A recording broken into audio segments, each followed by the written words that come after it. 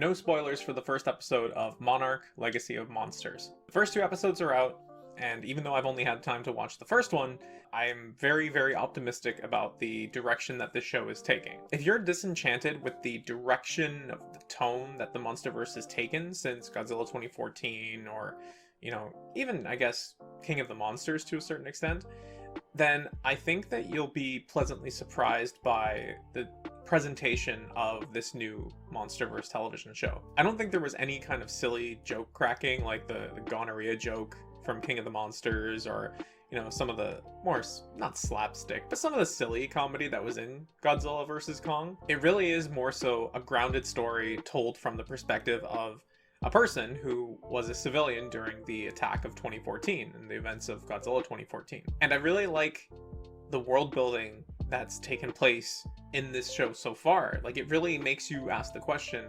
what would the world look like in a time where we know that monsters exist? What would society look like? What kind of precautions would we need to take, or would the government maybe make us take to make us feel safe?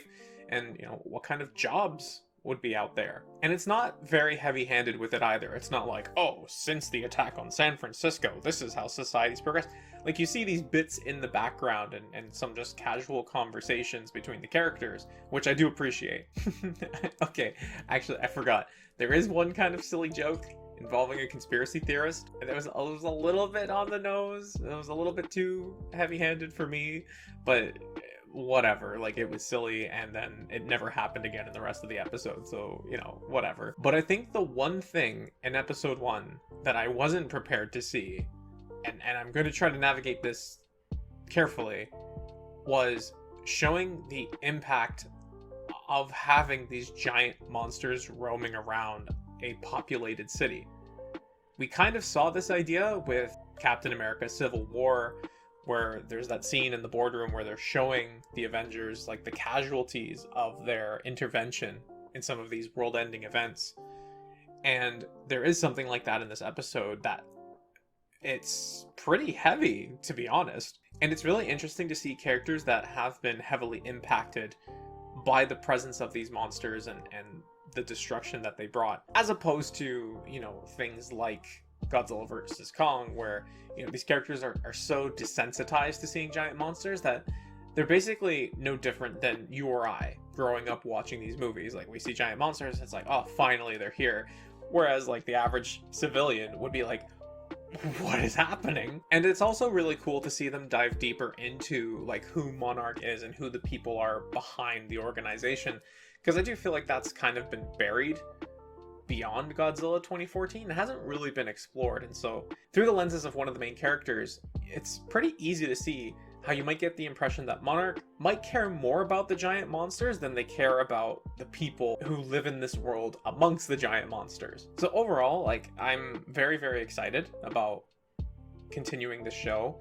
I think that it makes a lot of sense to have your big budget blockbusters where the plot isn't going to be the most important thing. Like, people just want to go out and see a big blockbuster action flick, but you have these TV shows or even maybe comics or novels that can explore the world building and to explore some of the more mature themes that would arise from a world where monsters exist. I saw a post on social media somewhere, and you probably have too at this point, saying that since Marvel started their cinematic universe in 2008, the only cinematic universe to continue in its intended form has been the Monsterverse.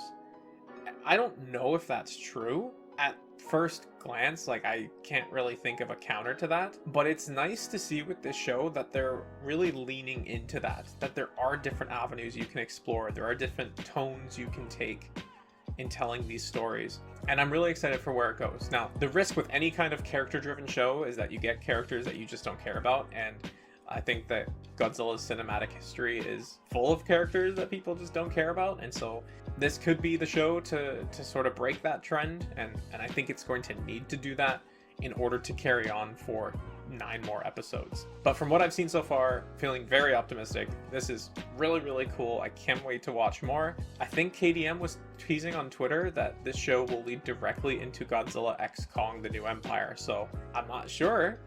I haven't seen enough, but if that's the case, then I'm even more excited. So if you haven't watched it yet, definitely go check it out. Fun fact, if you're a Roku TV user, you can get a 3-month trial for free if you haven't tried Apple TV before, which is fantastic. And once you do give it a shot, let me know down below what you think. So thanks, folks, and I'll see you soon.